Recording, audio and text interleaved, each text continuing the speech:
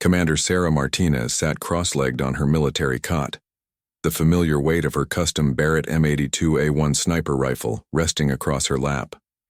The Afghan sun was setting outside the forward operating base, casting long shadows through the small window of her quarters.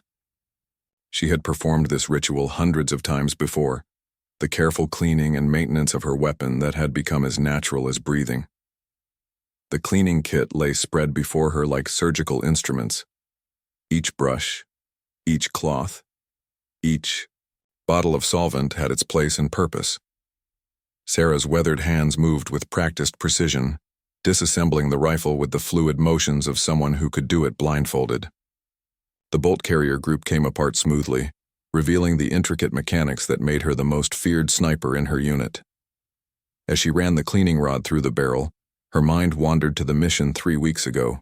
The Taliban fighters had been using a compound 3,250 meters away as a staging ground for attacks on supply convoys. Intelligence suggested they had American hostages. The distance was beyond what most snipers would even attempt, but Sarah had studied the wind patterns, calculated the bullet drop, and adjusted for the thin mountain air. She paused mid-stroke, the cleaning rod halfway through the barrel. Something felt different today. Maybe it was the letter from home sitting unopened on her desk, or the news that her unit would be rotating out soon. After 12 years in special operations, she had learned to trust her instincts, and right now, they were telling her something was changing. The rifle parts lay before her like a puzzle she had solved countless times. The trigger mechanism, worn smooth from years of use, caught her attention. She remembered the exact moment she had squeezed that trigger 3 weeks ago. The recoil, the sound, the long seconds waiting to see if her calculations were correct. When the spotter confirmed the hit through his scope, Sarah knew she had just made military history. But records meant little in her line of work. What mattered were the lives saved, the missions completed, the soldiers who made it home because of her skills. She had never been one to seek glory or recognition. The satisfaction came from the precision, the discipline, the knowledge that she could deliver when it mattered most. Her hands trembled slightly as she reached for the cleaning solvent. It was barely noticeable, just a minor shake that most people would attribute to fatigue or too much caffeine. But Sarah noticed everything, especially when it came to her body and her weapon. Steady hands were not just important in her profession, they were everything. She set down the bottle and stared at her right hand, willing it to be still. The tremor was subtle but persistent, like a small earthquake that only she could feel. For a sniper, especially one who held records for long-distance precision, this was more than concerning. It was potentially career-ending. The weight of realization began to settle over her like the dust that constantly covered everything in this desert outpost. She had made the shot of a lifetime, achieved something that would be talked about in military circles for years to come. But now, sitting alone with her disassembled rifle, she wondered if it might have been her last great moment behind the scope. Sarah had always known this day would come eventually. Every warrior faced a time when their body could no longer match their mind's ambitions. She had seen other soldiers struggle with the transition, watched as age and wear caught up with even the most elite operators. The question was whether she was ready to face that reality herself. The cleaning rod slipped from her fingers, clattering against the metal parts spread across her cot. The sound seemed unnaturally loud in the quiet room, echoing off the concrete walls like a gunshot. She stared at the fallen rod, her mind racing through possibilities and implications. Outside, she could hear the normal sounds of base life continuing. Helicopters landing and taking off, trucks moving supplies, soldiers going about their duties. The world kept turning, missions kept happening, but Sarah felt suspended in this moment of uncertainty. She picked up the cleaning rod with deliberate care, testing her grip, monitoring every micro-movement of her fingers. The shake was still there, subtle but undeniable. It was the kind of thing that might not affect a regular soldier, but for someone whose entire identity was built around perfect precision at impossible distances, it changed everything. The 3,250-meter shot had been the culmination of years of training, experience, and natural ability. It represented not just her personal best, but an achievement that pushed the boundaries of what was thought possible. Now she wondered if that record would stand, as a monument to her peak performance or as a reminder of what she could no longer do. 3 days had passed since Sarah first noticed the tremor, and it hadn't improved. If anything, it seemed more pronounced during her morning routine. She had managed to avoid any shooting assignments by volunteering for administrative duties, something that raised eyebrows among her teammates but hadn't yet drawn direct questions. The base medical facility was a sterile contrast to the dusty chaos outside. Dr. Jennifer Walsh, the chief medical officer, had seen enough combat stress and physical wear to recognize when a soldier was struggling. Sarah sat on the examination table trying to project the same confidence that had carried her through countless dangerous missions. "How long have you noticed the tremor, Commander?"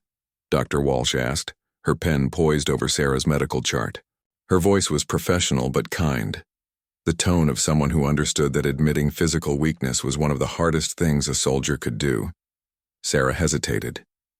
In the military, showing vulnerability could mean being pulled from active duty, losing the respect of peers, or worse, being seen as unreliable when lives depended on her skills. But the tremor was getting worse, and pretending otherwise would only put her team in danger. "About a week," she lied, cutting the timeline in half. "It's probably just stress or too much caffeine." Dr. Walsh's examination was thorough but gentle. She tested Sarah's reflexes, coordination, and fine motor skills. The tremor was most noticeable when Sarah tried to hold her hands perfectly still or perform delicate movements. It was exactly the kind of symptom that would be catastrophic for a precision shooter. "I'm going to run some blood tests," Dr. Walsh explained, "but I want to be honest with you. This could be several things: stress, fatigue, vitamin deficiency, or potentially something more serious. Have you experienced any other symptoms? Headaches, vision changes, difficulty sleeping?" Sarah's mind raced through the past few weeks. There had been headaches, but she had attributed them to the desert heat and constant squinting through scopes. Her sleep had been restless, but that was normal in a combat zone.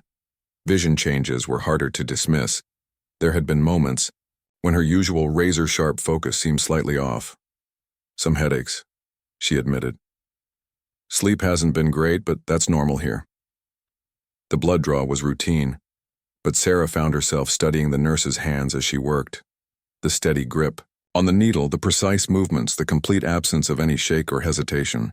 These were the kinds of details she had trained herself to notice, but now they felt like a mockery of her own declining abilities.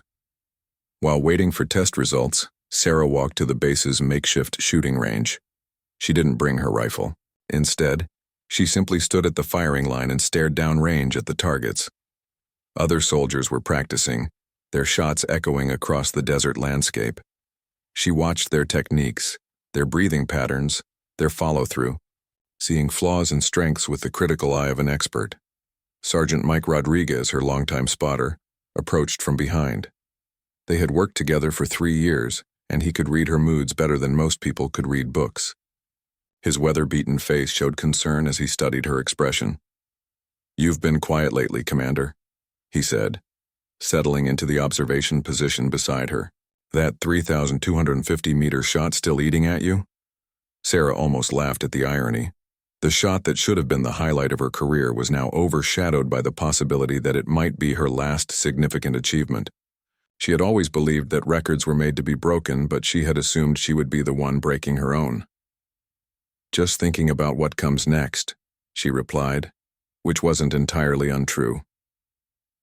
Mike nodded, understanding the weight of transition that all soldiers eventually faced. "You know, that shot you made is going to be legend. Kids in sniper school will be studying your calculations and wind readings for years." The comment hit harder than he intended. Sarah realized that people were already talking about her achievement in past tense, as if her active career was winding down. Maybe they saw something she had been trying to hide, or maybe it was just the natural progression of military life. Dr. Walsh called that evening with preliminary results. Most of the blood work looked normal, ruling out several easy explanations. However, she wanted to run more specialized tests and recommended Sarah see a neurologist when she returned stateside. The word neurologist hung in the air like smoke from an exploded shell. That night, Sarah lay on her cot staring at the ceiling. She had faced enemy fire, survived IEDs, completed missions that others considered impossible. But the enemy she was facing now was inside her own body, invisible and unpredictable. It wasn't something she could outshoot or outsmart. She pulled out her phone and scrolled through photos from home. Her sister's wedding, her nephew's birthday party, family gatherings where she was often absent due to deployments. There was a whole life waiting for her beyond the military, but she had never seriously considered what that might look like. The tremor was more noticeable at night when she was tired. She held her hand up in the dim light, watching the slight but persistent shake that could end everything she had worked for. Tomorrow she would have to make a decision about whether to report the full extent of her symptoms or continue trying to manage them secretly. The 350-meter shot played in her mind like a movie she couldn't turn off. Every detail was crystal clear. The wind speed, the temperature, the exact moment of trigger squeeze, the long arc of the bullet across impossible distance. It had been perfect in every way, a demonstration of skill that few people in the world could match. Now she wondered if perfection was something she could ever achieve again, or if she had used up her lifetime quota in that single, historic moment. The thought was both terrifying and strangely liberating, as if an enormous weight was shifting from her shoulders to somewhere she couldn't yet identify. The call came at 300 hours. Sarah jolted awake to the sound of her secure phone buzzing with an urgent mission briefing. Intelligence had located a high-value target in a compound 18 kilometers north of the base. The shot would be approximately 800 meters, well within her normal range but far enough to require absolute precision. Colonel James Harrison's voice was crisp through the encrypted connection. "Martinez, we need you and Rodriguez ready to move in 30 minutes. This guy has been planning attacks on civilian targets. It's a time-sensitive operation." Sarah's mouth went dry. This was exactly the situation she had been dreading, a critical mission that required her specific skills, coming at the worst possible time. She looked at her hands in the dim light from her phone screen. The tremor seemed more pronounced than ever, probably amplified by adrenaline and the sudden awakening. "Copy. That, sir. Rodriguez and I will be ready." She dressed quickly in her combat gear, muscle memory taking over while her mind raced through possibilities. Maybe the tremor would settle once she got into position. Maybe the adrenaline would actually help steady her hands, as it had in the past. Maybe she could compensate with breathing techniques and mental focus. Rodriguez was already loading their gear when she arrived at the armory. He handed her the Barrett rifle case with the same routine efficiency they had practiced hundreds of times. The weight felt familiar in her hands, but now she questioned whether those hands were still worthy of the weapon they carried. "Rough night?" he asked, noticing her unusually quiet demeanor. "Just focused on the mission," she replied, checking her scope mounts and ammunition with extra care. Every piece of equipment was perfect, calibrated exactly to her specifications. The irony wasn't lost on her that everything was working flawlessly except the most crucial component, herself. The helicopter ride to the insertion point gave her 40 minutes to think.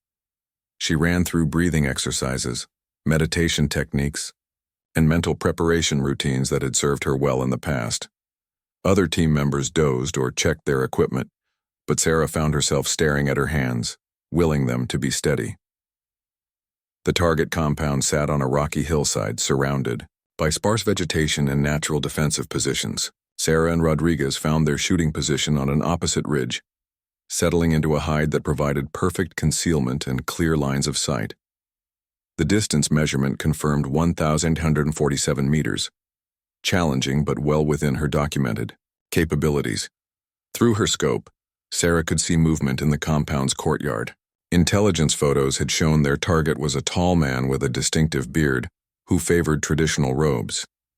Within minutes, she spotted him moving between buildings, occasionally pausing to speak with other figures. "Target acquired," she whispered into her radio.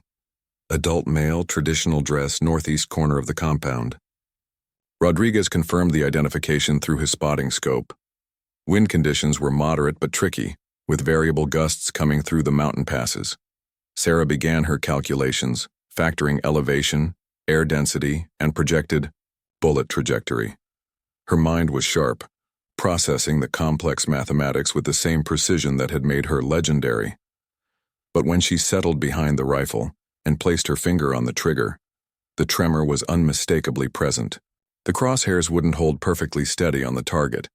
The shake was minimal, probably imperceptible to most observers, but at 1,147 meters, even tiny movements could mean the difference between a successful mission and civilian casualties.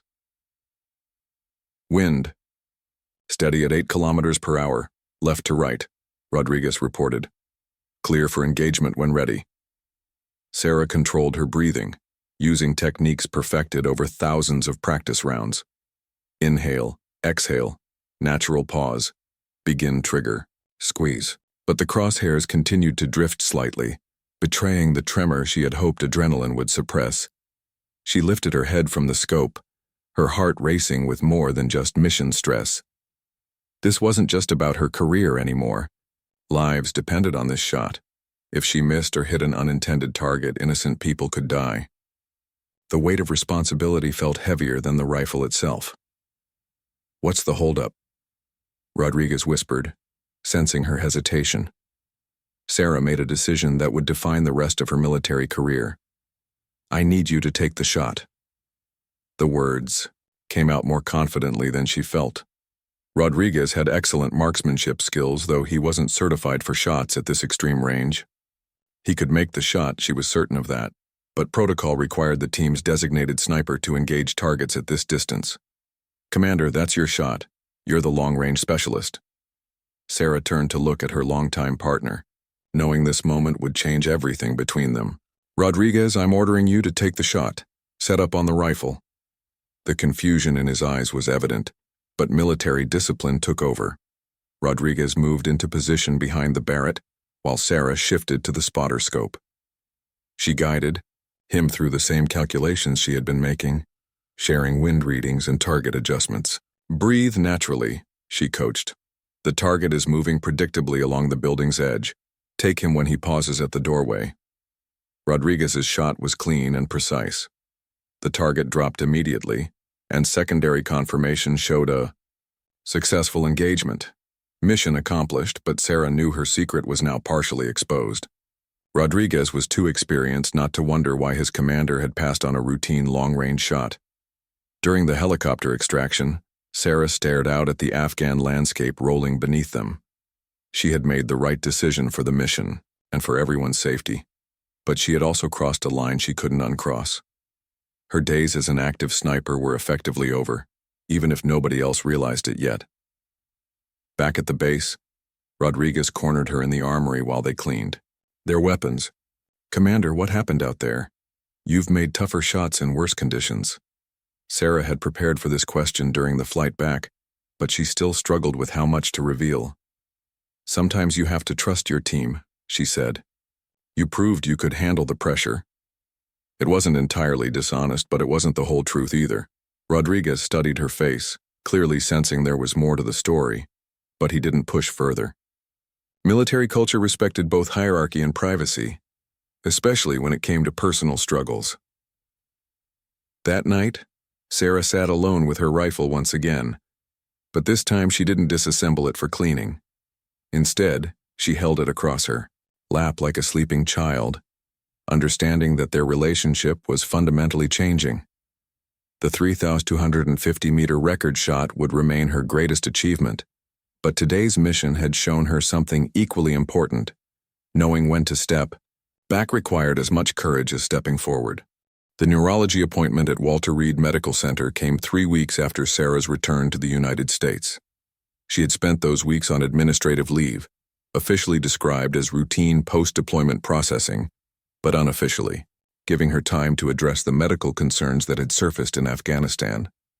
Dr. Patricia Chen was younger than Sarah had expected, but her credentials were impressive. The diplomas on her office wall showed training at Johns Hopkins and Harvard, with specializations in movement disorders and military medicine. Sarah appreciated that this doctor understood the unique pressures faced by service members. "Commander Martinez," I've reviewed your medical records and the initial test from Afghanistan, Dr. Chen began, her manner professional but warm. I'd like to run some additional examinations to get a clearer picture of what we're dealing with. The neurological testing was more comprehensive than anything Sarah had experienced. Balance assessments, coordination tests, reflex evaluations, and detailed movement analysis filled most of the morning. Dr. Chen observed Sarah's hands during various tasks, noting how the tremor manifested under different conditions. The tremor appears to be what we call essential tremor, Dr. Chen explained after completing her examination. It's a neurological condition that affects fine motor control, particularly noticeable during precise movements or when holding positions. Sarah felt a mixture of relief and concern. Having a name for her condition was better than the uncertainty she had been living with, but she needed to understand what this meant for her future. Is it progressive? Will it get worse? Essential tremor can be progressive, but the timeline and severity vary greatly between individuals, Dr. Chen replied honestly. Some people experience minimal changes over decades, while others see more rapid progression. The good news is that it's not life-threatening, and there are treatment options. The doctor pulled up brain imaging results on her computer screen, pointing to areas that showed the subtle changes associated with essential tremor. Sarah found herself studying the images with the same analytical focus she had once applied to target assessments, trying to understand this new enemy she was facing. "What does this mean for my military career?" Sarah asked, though she suspected she already knew the answer. Dr. Chen's expression grew more serious. For most military occupations, essential tremor wouldn't necessarily be disqualifying. However, for precision-dependent roles like sniping, the impact could be significant. The level of fine motor control required for extreme long-range shooting might become increasingly difficult. The words hit Sarah like incoming artillery. She had known this was a possibility, but hearing it confirmed by a medical expert made it feel final. Her identity as a sniper, built over 12 years of service, was being stripped away by microscopic changes in her nervous system. There are medications that can help reduce the tremor, Dr. Chen continued. Beta blockers, anti-seizure medications, and in some cases more advanced treatments like deep brain stimulation. We'd start with the least invasive options and see how you respond. Sarah learned that essential tremor often ran in families, though she couldn't recall anyone in her family having similar symptoms. Stress, caffeine, fatigue, and certain medications could make it worse. The irony wasn't lost on her that a military career, with its inherent stress and irregular sleep patterns, might have accelerated the condition's development. "How long have you really been experiencing symptoms?" Dr. Chen asked, her tone suggesting she suspected Sarah hadn't been entirely truthful about the timeline. Sarah hesitated, then decided honesty was the best approach. "Probably closer to 2 months, maybe longer. I might have been dismissing early signs as fatigue or stress." The doctor nodded understandingly. "That's common, especially among people in high-performance careers. We tend to rationalize symptoms until they become impossible to ignore." During the drive back to her temporary housing, Sarah called her sister Maria in Colorado. It was the first time she had discussed her medical situation with any family member, and she found herself struggling to explain something she was still processing herself. "So what does this mean for your career?"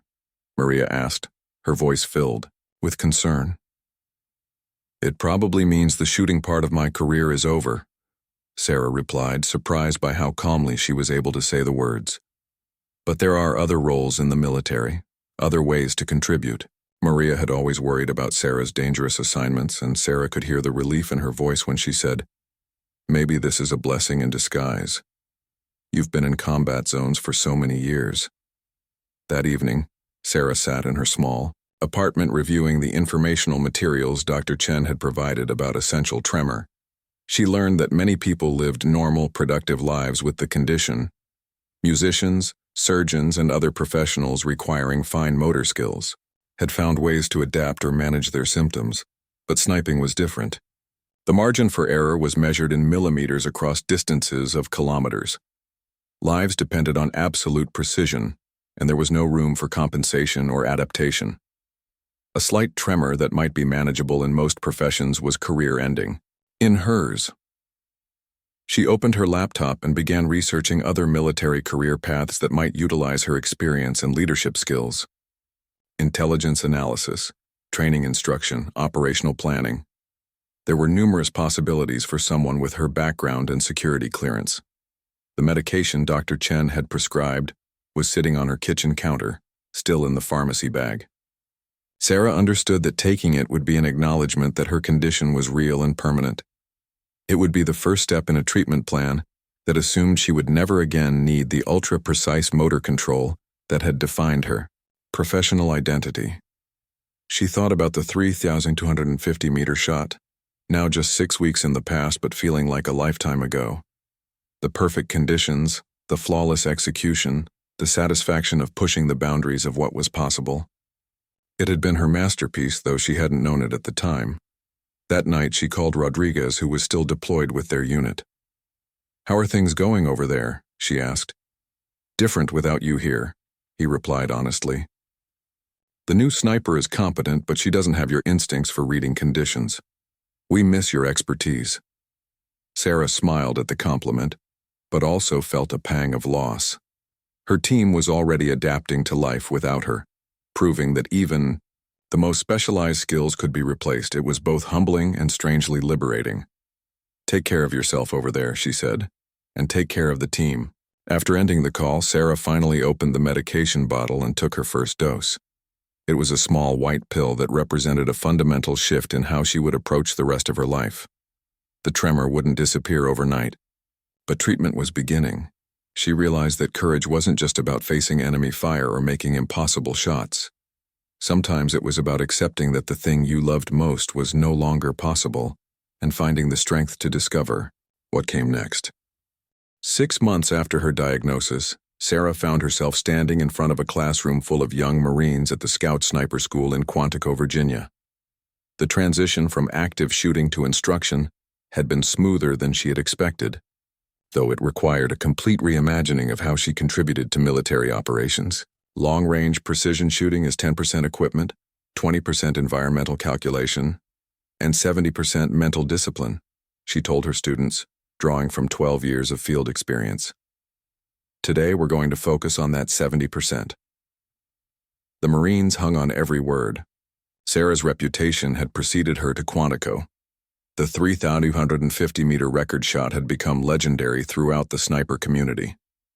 Having the person who made that shot as their instructor was like learning piano from Mozart or studying physics with Einstein. Staff Sergeant Jennifer Walsh, one of her more promising students, raised her hand. "Commander, how do you maintain that mental discipline when conditions are constantly changing?" Sarah walked to the whiteboard and began sketching a wind diagram. "You have to think like the bullet," she explained. "Understand that it's affected by everything between you and the target. Temperature gradients, humidity changes, even the rotation of the earth at extreme distances." Teaching allowed Sarah to share knowledge that had taken her years to develop.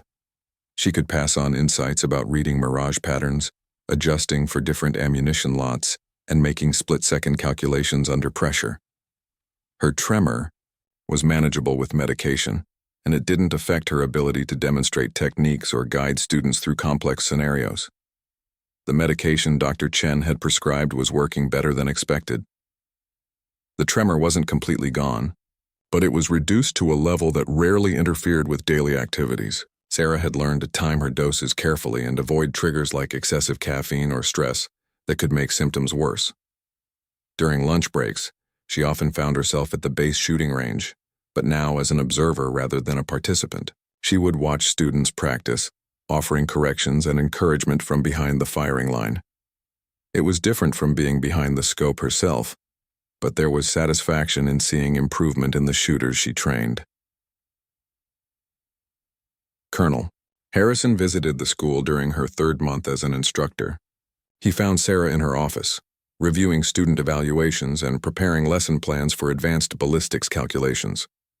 Her desk was covered with meteorological charts, trajectory tables, and detailed notes about each student's strengths and weaknesses.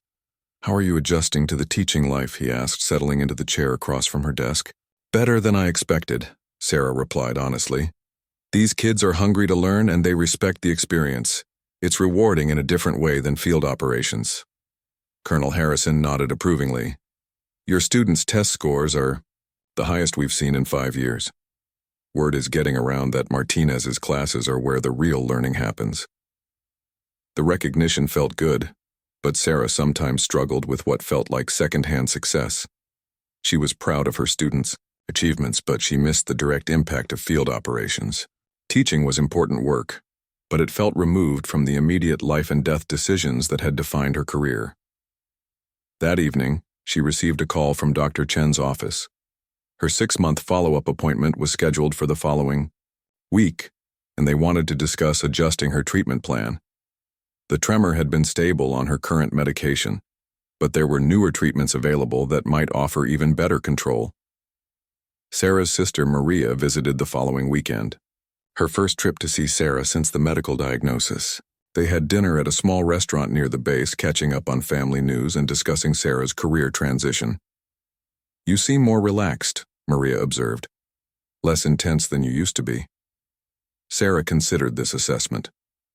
The constant hypervigilance required for combat operations had been gradually fading since she returned to the States. She slept better, smiled more easily, and found herself enjoying simple pleasures that had been impossible to appreciate during deployments.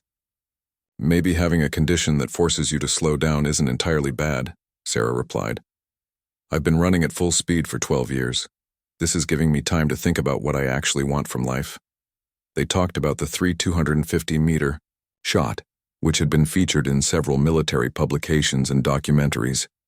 Sarah had been interviewed by writers and historians who wanted to understand the technical and mental aspects of making such an extreme shot. The attention was flattering, but sometimes felt like it was focusing on the past rather than her current contributions. Do you miss it? Maria asked. The shooting, the missions, all of that? Sarah thought carefully about her answer. I miss the precision, she said finally. The feeling of everything coming together perfectly. Your breathing, your calculations, the weapon, the conditions. It was like conducting a symphony where every note had to be exact. But she had found elements of that same precision in teaching, crafting the perfect lesson plan, identifying exactly what each student needed to improve, seeing the moment when a complex concept finally clicked in someone's mind. It was a different kind of accuracy, but it required many of the same mental disciplines. Back at Quantico, Sarah began developing a new curriculum focused on mental preparation and stress management for snipers. Her own experience with adapting to physical limitations gave her insights into psychological resilience that complemented traditional marksmanship training. Shooting isn't just about your hands and eyes, she told her advanced class. It's about your ability to remain calm when everything around you is chaos. Physical skills can change, but mental discipline is something you can develop throughout your entire career. One of her students, Corporal David Kim, stayed after class to ask about dealing with performance anxiety. Commander, what do you do when you start doubting yourself? When the pressure makes you question your abilities? Sarah recognized the same fears she had wrestled with when her tremor first appeared. You focus on what you can control, she said. Your breathing, your preparation, your mental state, and you trust your training even when your confidence wavers. That night, Sarah updated her journal, a habit she had started since beginning treatment. She wrote about the satisfaction of seeing her students progress, the gradual acceptance of her new role, and the unexpected ways that her medical condition had led to personal growth. She was no longer the person who could make impossible shots at impossible distances, but she was becoming someone who could create the next generation of people who could. It wasn't the career she had planned, but it was meaningful work that honored both her past achievements and her current capabilities. The 3,250-meter shot remained her record, but now she was discovering that some achievements couldn't be measured in meters. 2 years after her diagnosis, Sarah stood on a ridge overlooking the same type of terrain where she had once made her record shot. But this time, she was in Colorado, not Afghanistan, and she was holding a spotting scope instead of a rifle. Her student Staff Sergeant Jennifer Walsh was behind the Barrett, preparing for her final qualification shot at the advanced sniper course. Wind is variable, coming from the northwest at 6 to 8 kilometers per hour, Sarah called out, reading the conditions with the same expertise she had always possessed. Temperature is dropping as the sun gets lower, so your bullet will fly slightly higher than your morning calculations. Jennifer made micro-adjustments to her scope settings, implementing everything Sarah had taught her over the past 18 months. The target was positioned at 2,100 meters, not a record distance, but challenging enough to separate truly skilled snipers from merely competent ones. Sarah watched through her spotting scope as Jennifer controlled her breathing, settled into her firing position, and began her final mental preparations. It was like watching a masterpiece being painted, each element carefully orchestrated to create a moment of perfect precision. The shot was clean and precise, striking within the required accuracy parameters to qualify Jennifer for advanced long-range operations. Sarah felt a surge of pride that was different from her own shooting achievements but equally satisfying. She had helped create this moment through months of patient instruction and shared knowledge. "Outstanding shot," Sarah said, clapping Jennifer on the shoulder. "You're ready for whatever they throw at you downrange." Jennifer's graduation marked Sarah's third class of advanced students, and her reputation as an instructor had spread throughout the military sniper community. Officers from other branches were requesting to attend her courses, and she had been asked to develop training materials for NATO allies. The tremor was still present but well managed with medication and lifestyle modifications. Dr. Chen had been pleased with Sarah's progress during their most recent appointment, noting that her symptoms had remained stable and her adaptation to treatment had been exemplary. More importantly, Sarah had discovered that her condition hadn't ended her military career. It had transformed it. She was now contributing to operations around the world through the snipers she trained, multiplying her impact far beyond what she could have achieved as a single shooter. That evening, Sarah received a video call from Rodriguez, who was back in Afghanistan with a new deployment. His face appeared on her laptop screen, slightly pixelated but clearly showing the dust and fatigue of another combat rotation. "Commander, you won't believe this," he said, his excitement evident despite the poor connection quality. "Remember Walsh from your advanced class? She just made a 2,800-meter shot yesterday. Took out a high-value target that had been causing problems for weeks."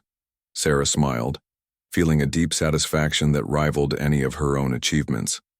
Jennifer had applied the lessons perfectly, adapting Sarah's techniques to different conditions, and proving that knowledge could be successfully transferred from one generation of warriors to the next. "That's excellent news," Sarah replied. "How are the other students from my classes performing?"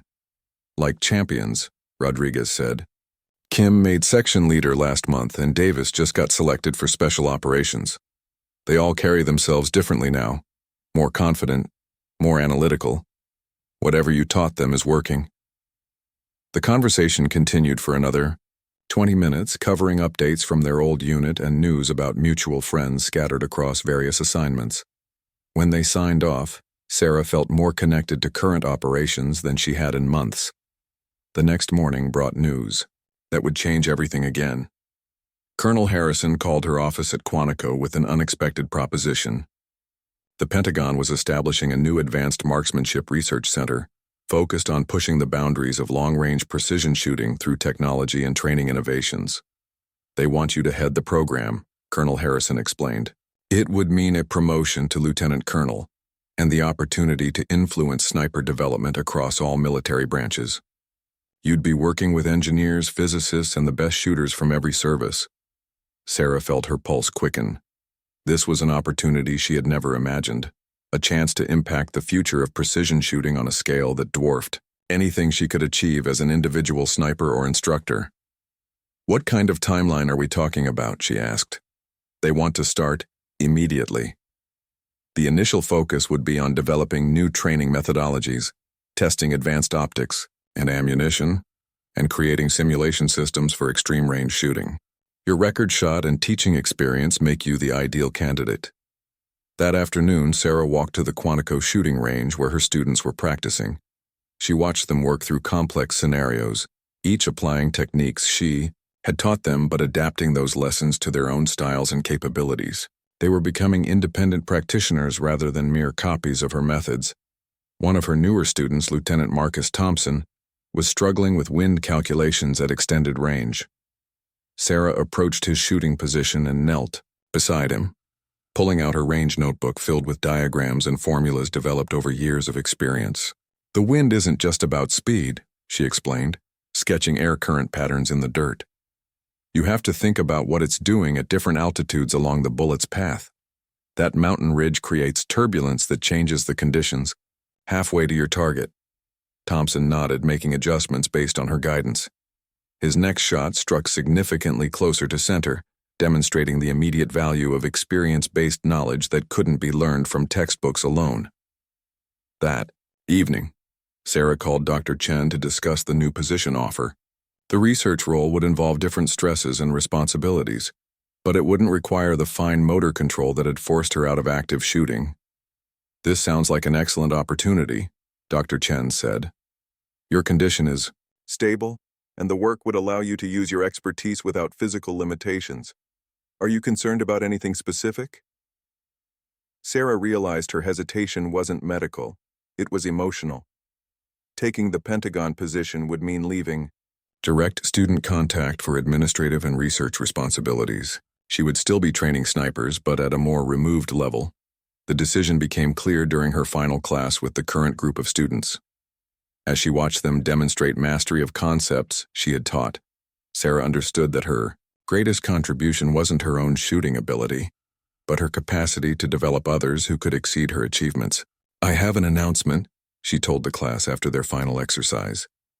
"I'll be transferring to a new assignment at the Pentagon, working on advanced marksmanship development for all military branches." The room was quiet for a moment before Staff Sergeant Walsh spoke up. "Will you still be developing training programs?" "Even more than before," Sarah replied. "I'll be working with the best minds in the military to create the next generation of sniper training. Everything we've learned here will be part of that development." 3 weeks later, Sarah packed her personal belongings from her Quantico office. Among her possessions was a framed photo from her deployment to Afghanistan, herself and Rodriguez after a successful mission, both covered in dust but smiling with the satisfaction of work well done. Next to it was a newer photo from the graduation ceremony of her first advanced class.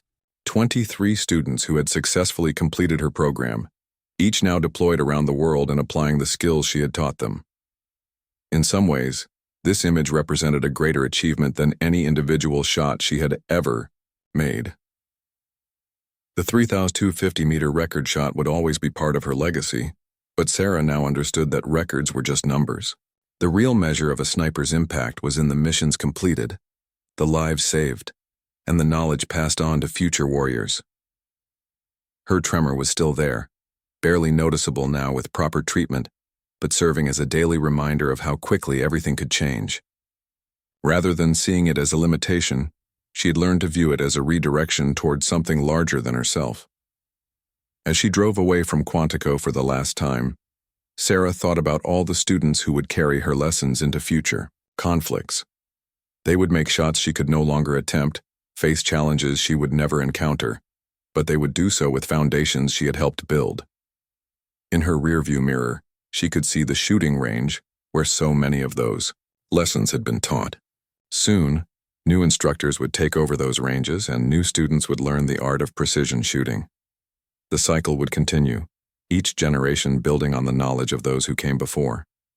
The record shot had made her famous, but teaching had made her truly impactful. Now, in her new role, she would have the opportunity to influence an entire generation of warriors, ensuring that American snipers remained the most capable and effective in the world. Sarah Martinez had discovered that sometimes the most important shot you take is the one where you step aside to let others aim for targets you taught them to see.